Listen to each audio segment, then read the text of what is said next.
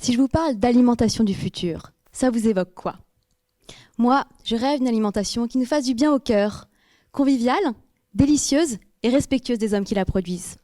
Qui nous fasse du bien au corps, qui nous permette de vivre longtemps et en bonne santé, et qui fasse du bien à notre planète, qui soit produite de façon durable et qui respecte les limites de notre environnement. Vaste programme, n'est-ce pas? Alors on commence par quoi? Aujourd'hui, 2/3 des protéines que nous mangeons proviennent des animaux. C'est le bol de lait du matin, le steak frites du midi et le fromage et le saucisson de l'apéro. Mais une des façons les plus efficaces de rendre notre alimentation plus durable est de remplacer une partie de ces produits animaux par des sources de protéines végétales moins gourmandes en ressources, comme par exemple les céréales, les légumineuses ou les fruits secs. Je vous rassure, il ne s'agit pas de tout supprimer, mais bien de rééquilibrer. Et la bonne nouvelle, c'est que cette alimentation plus végétale serait aussi meilleure pour notre santé. Et justement, avec mes collègues, je conduis une étude clinique, soit un test grandeur nature, pour mesurer précisément ses effets santé et mieux les comprendre.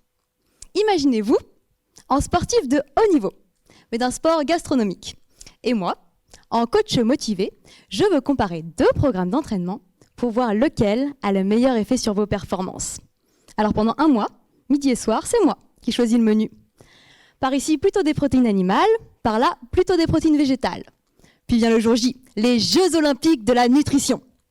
Bon, je m'emballe un peu, mais l'objectif est bien de mettre l'organisme sous pression pour voir qui sont les vrais champions. Ici, l'épreuve, c'est un repas test. Très gras, le repas test. Un grand bol de chantilly.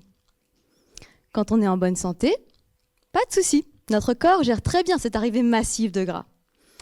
Par contre, si l'état de santé est un petit peu moins bon, le repas test agit comme un révélateur de petits dérèglements qui, répétés pendant des années, peuvent amener à du diabète ou des maladies cardiovasculaires.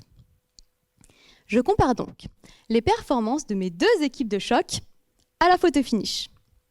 Et pour cela, j'utilise une technologie de pointe, la métabolomique. Imaginez de passer d'une photo avec quelques pixels à une version Full HD. Eh bien, c'est un peu ça, la métabolomique. À la place de quelques molécules, je peux en mesurer des milliers à la fois en une seule prise de sang. Et je cherche ainsi les signes de ces petits dérèglements qui mènent à la maladie pour voir si et comment manger davantage de protéines végétales améliore notre santé. Et j'espère que ces recherches nous aideront à répondre à une question pas si anodine finalement. Alors, on mange quoi demain ?